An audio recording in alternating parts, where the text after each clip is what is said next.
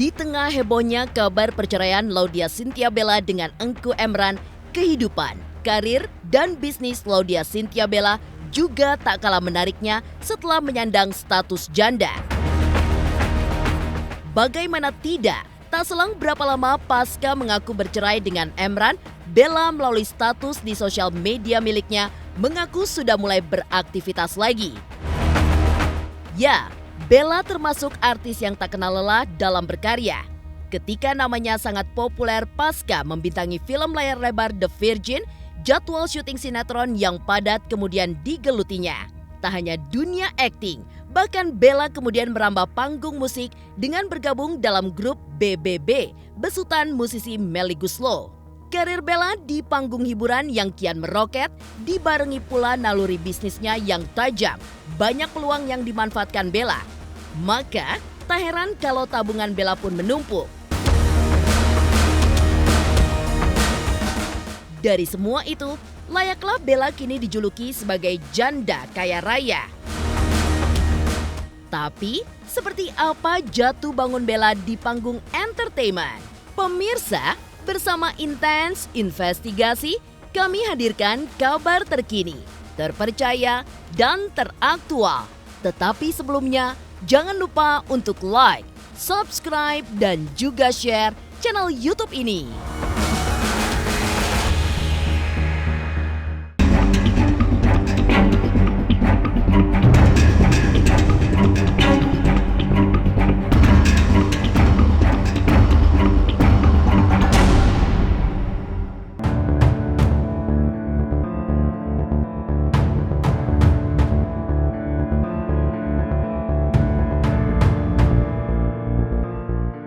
Kesuksesan Laudya Chintya Bella kini hingga layak disematkan sebagai janda kaya raya tak bisa dipisahkan dengan kerasnya perjuangan Bella sejak awal meniti karir di panggung hiburan.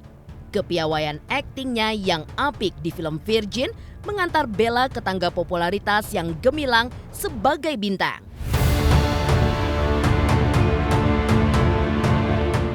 Sejak itu, wajah Bella sering warawiri di layar kaca membintangi sinetron. Sikapnya yang ulet menghadapi tantangan dan tak mudah menyerah membuat Bella bisa sampai ke posisi saat ini. Meskipun ketika itu ia mengakui bahwa menjadi pemain sinetron bukanlah pekerjaan yang bisa ia jadikan sebagai profesi.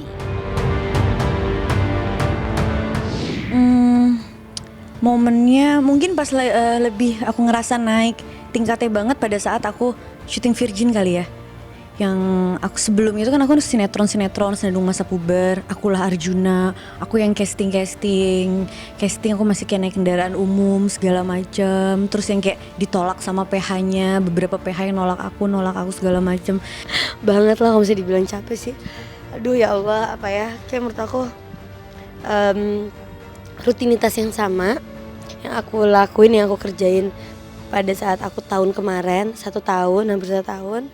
Mungkin nggak aku jadikan untuk satu profesi untuk selamanya sih, enggak ya. Karena menurut aku kalau bisa dibilang untuk selamanya itu kayaknya di narsis sekali gitu kan. Jadi yang jelas, tapi untuk sampai saat ini aku ngerasa syuting itu kerjaan aku sekarang bukan aku jadikan untuk kayak hobi cita-cita. Padatnya kesibukan syuting Bella di Jakarta ketika itu membuatnya harus tinggal terpisah dari keluarga yang berada di kota Bandung. Kesibukan Bella kian bertambah ketika ia merambah dunia tarik suara. Kebetulan ketika itu, Bella didaulat untuk bergabung dengan grup musik Bukan Bintang Biasa atau BBB, besutan Melly Goeslaw. Melalui BBB, diantaranya bersama Raffi Ahmad dan Chelsea Olivia, Bella pun menyalurkan bakatnya dalam bernyanyi. Karena kita semua orangnya ini kali ya, orangnya apa adanya kali ya. Mungkin aku rasa kayak aku dengan BBB kita tuh selalu menjadi diri kita sendiri. Karena menurut aku kalau kita jadi diri kita sendiri, pasti nggak butuh waktu untuk kita bisa tetap nyambung gitu. Walaupun udah lama nggak ketemu, kita ketemu bakalan tetap ramenya tuh kayak orang yang setiap hari ketemu. Nggak ada perubahan sih. Dari sifat karakter satu sama lain sih nggak ada perubahan, tetap sama. Cuman beda Chelsea sih, yang paling drastis yang aku rasain tuh Chelsea dia lebih dewasa banget, lebih cantik banget. lebih yang udah gede gitu. Kita kalau ngecil sih ya Allah ade udah gede. Kadang-kadang kita manggil ade juga jadi malu, udah nggak kayak ade gitu, udah gede banget. Perubahannya pasti beda lah Mbak. Kalau dari segi fashion, apalagi fashion kan dari tahun ke tahun kan semakin meningkat, pasti kan semakin bertambah gitu. Justru ya emang apa ya? Ya emang ini udah lama sih Mbak. Aku emang udah lama aku tinggal di Jakarta, keluarga aku di Bandung gitu kan. Dan kalau emang lagi libur aku juga pasti nyempetin datang ke Bandung juga.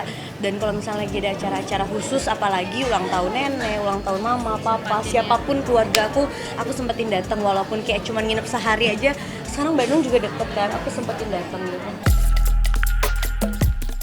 Sejalan dengan aktivitasnya di panggung musik dan akting, Bella pun juga merintis bisnis. Selain bisnis busana, Bella juga merintis bisnis kuliner bersama rekan-rekannya.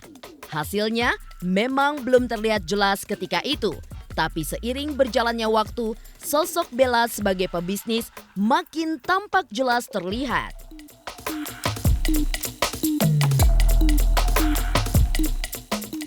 Ya di segi bisnis juga ada, di segi ya pekerjaan apapun itu pasti ada gitu. Jadi sekarang menurut aku yang jelas yang pasti semuanya kita balik lagi ke Allah sih ya, tawakal, dan aku yang ya lillahi ta'ala aja lah.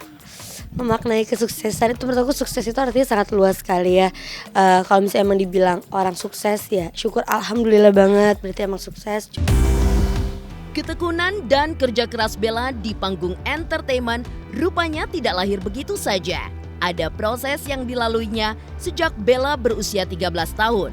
Dan di balik usahanya ada dukungan dan doa dari sang bunda yang begitu tinggi. Pemirsa Intens Investigasi, jangan lupa untuk like, subscribe, dan juga share channel YouTube ini. Hai pemirsa, jangan lupa untuk saksikan Intens Investigasi karena sekarang Intens tayang 2 kali sehari.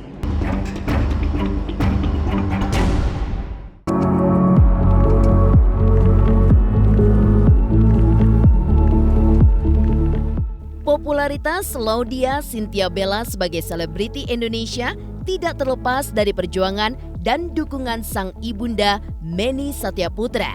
Saat itu, Bella yang masih berusia 13 tahun dan sang ibunda atas inisiatif sendiri mendaftarkan Bella untuk mengikuti suatu ajang pemilihan gadis sampul remaja. Awalnya, Bella sempat menolak tawaran sang bunda sebab satu masalah terbesarnya saat masih kecil adalah karakternya yang pemalu. Tak hanya itu saja, tantangan lainnya saat itu adalah ayah Bella melarang anaknya untuk terjun ke dunia hiburan. Tapi berkat dukungan luar biasa dari sang bunda, akhirnya perjuangan mereka pun berhasil dan sejak itulah wajah Bella sudah warawiri sebagai gadis sampul. Pertama Bel mama masukin ya fotonya ya, nggak mau mama malu kata. Nggak apa-apa iseng, nah siapa tahu menang digituin ya, kirim gitu. Malu Bel, mama Bella nggak mau nanti dilihat orang katanya gitu kalau akhirnya dapat panggilan kan dari majalah remaja kan. Alhamdulillah sih sampai saat ini semuanya lancar gitu, dan bahkan kadang-kadang sekarang tuh jadi lebih aku yang lebih milih gitu, yang mungkin karena aku udah kayak hampir 14 tahun di dunia ini, jadi aku kayak udah lebih ngerasa di mana titiknya kayak aku udah perlu ini deh, udah perlu aku di belakang layar deh. Aku udah kayak pengen coba sesuatu hal yang baru, satu hal yang lain gitu. Karena kalau misalnya kayak film udah, sinetron udah gitu kan, kadang-kadang kita juga pengen sesuatu yang baru yang belum pernah kita lakuin. Dari kecil tuh aku tuh punya diary. Aku suka curhat, aku suka nulis segala macem. Pas kemarin sempat ada satu saat yang dimana setiap orang pasti pernah mengalami namanya perasaan dalam kehidupan dia yang mengalami turun gitu kan. Dan aku ngerasa kayak kemarin tuh aku sempat yang lagi dimana yang kayak kok gue ngerasa kayak kehilangan sesuatu ya gitu. Terus dan akhirnya aku mikir oke deh, gue coba nulis. Akhirnya aku nulis. Terus dan aku curhat sama ada temen aku. Aku curhat sama temen aku cerita gini. Temen aku bilang kenapa nggak dibikin film aja gitu. Dan akhirnya aku mikir, oh iya juga sih. Tapi mungkin aku nggak akan main. Mungkin aku yang bakalan lebih di belakang layar aja gitu. Keberhasilan Bella di panggung hiburan hingga saat ini diakuinya tidak terlepas dari doa orang tuanya. Ya, bagi sang bunda, perjuangan Bella di dunia hiburan adalah perjuangannya sendiri. Rupanya Manny Satyaputra, ibunda Bella, sempat terjun ke dunia modeling dan iklan, tapi tidak dilanjutkan karena tidak direstui orang tua. Manny bersyukur Bella bisa melanjutkan mimpinya dan membuat mimpinya itu menjadi kenyataan. Tante dulu pernah waktu SMA tawarin iklan kan, nggak boleh sama bapak tante. Nggak boleh, galak kan, strength zaman dulu kan. Udah diam lah dalam hati, kalau gue punya anak nih, gue punya anak nih, gue iniin kalau ada perempuan. Tapi yang kakaknya itu nggak mau, tetehnya itu, Ica sama Adit. Aku nggak tahu isi hati mama aku seperti apa gitu kan. Mungkin dari dulu mama pengen kayak mungkin mama dulu kan pernah iklan, terus mama pengen nerusin tapi nggak bisa. Mungkin kayak, aduh kok gue nggak bisa, akhirnya berharap ke anaknya. Mungkin akhirnya alhamdulillah dikabulin dan didengerin sama Allah. Enggak, justru ayahnya nggak setuju tadinya. Kan tante masukin ke majalah remaja kan fotonya, dia sekolah, tante isi formulir, bener, tante isi formulir gitu. Terus mamanya bilang, itu si mamahnya aja kecentilan katanya. Udah mamahnya aja jadi model, anaknya nggak usah. Ya udah nggak apa-apa, iseng gitu. Taunya juara 2. Papa sih sangat ngedukung ya, sangat ngedukung karena apa yang aku lakuin semuanya kan positif dan aku lakuin ini semua juga sekarang udah bukan buat karir lagi, udah lebih kayak kekerjaan gitu kan, dan aku juga untuk keluarga juga gitu dan untuk aku pribadi juga. Jadi ya mereka semua mensupport banget.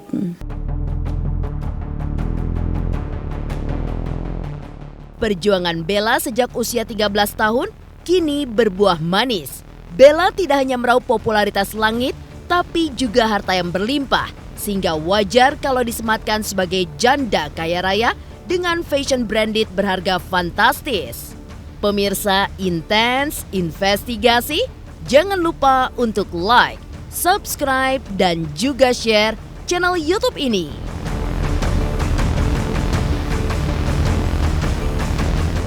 Assalamualaikum semuanya, jangan lupa saksikan Intens Investigasi 2 kali sehari.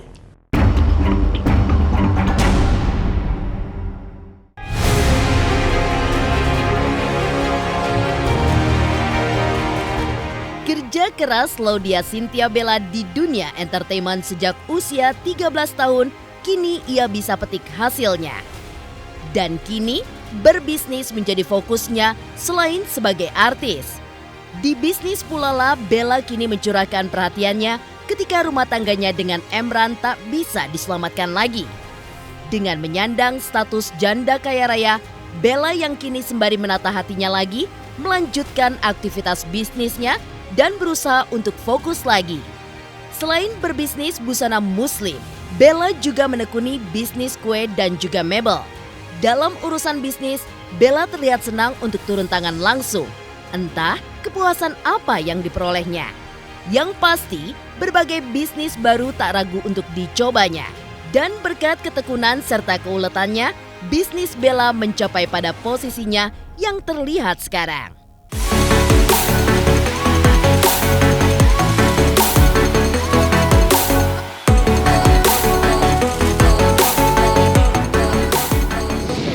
Susah mas, semua bisnis susah sih karena menurut aku karena kita yang namanya bisnis itu aku percaya ya kalau kita terjun langsung, kita ngurus, kita fokus pasti itu insya Allah akan lancar. Tapi kalau misalnya kita nggak ngurus atau bener-bener orang yang urus pasti ada aja missnya gitu. Jadi ya menurut aku walaupun kayak aku sekarang tinggal di Malaysia, tapi aku tuh ada waktu-waktunya, ada jamnya di mana aku harus kerja ngurusin Makuta, aku harus ngurusin Bebeli, aku harus ngurusin L juga gitu. Nah terus jadi dulu pernah banget, aku tuh dulu pernah bikin mukena, terus mukenanya mama yang jahit. Mama sendiri yang jahit, pakai lace, mama yang jahit pakai tangan, bahannya bahan satin. Karena laku, alhamdulillah. Akhirnya aku kayak nafsu gitu, kayak mah kita harus bikin lagi. Oke, aku pakai konveksi. Dengan aku pakai konveksi, terus aku beli bahannya itu nggak kontrol. Aku langsung beli bahan itu yang banyak. Terus aku kasih ke konveksi, ya udah ternyata masalahnya di situ. Dan aku ngerasa kok yang namanya segala sesuatu itu pasti kita emang harus susah dulu, kita harus gagal dulu. Aku nggak nyangka, menurut aku ini adalah apa ya? aku nggak prediksi sampai alhamdulillah seperti ini gitu.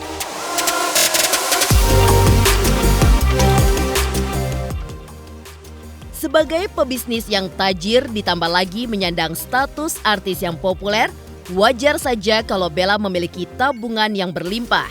Potret kekayaan Bella terlihat juga dari sejumlah barang-barang mewah dan branded, seperti tas ratusan juta, jam tangan mewah dan branded, sepatu dan baju bermerek kenamaan dunia.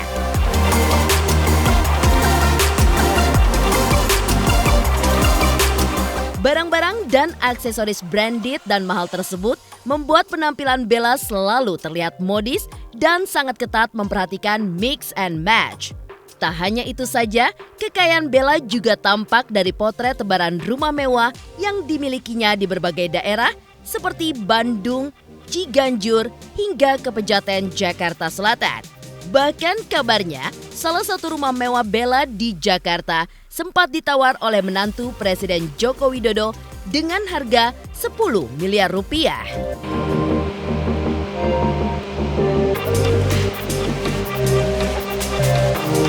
Mungkin banyak banget orang yang terlalu seneng kali ya ngelihat ketemu berita apa segala macem, jadinya mereka ngomong gitu, ini tuh mau dibeli sama siapa. Sebenarnya sih aku nggak tahu ini mau dibeli sama siapa atau apa. Gak apa-apa sih, maksud aku kayak sebenarnya aku tuh rumah rumah yang sekarang aku jual itu tuh udah lama banget kosongnya, 2 tahun 3 tahun nih Karita, 2 tahun. Rumah Ciganjur 3 tahun 4 tahun, udah lama banget, 3 tahunan kosong. Aku udah sekitar dari tahun 2006 2007 tinggal di sana, 2006 di Ciganjur, udah 3 tahun kosong karena aku pindah ke Jakarta Selatan, ke daerah lain. Jadi ya memang aku jual karena mubazir Mbak, di rumah di sini ada 2 rumah, pajak juga mahal, maintenance juga mahal ya kan, jadi ya bazir aja, terus akhirnya aku jual.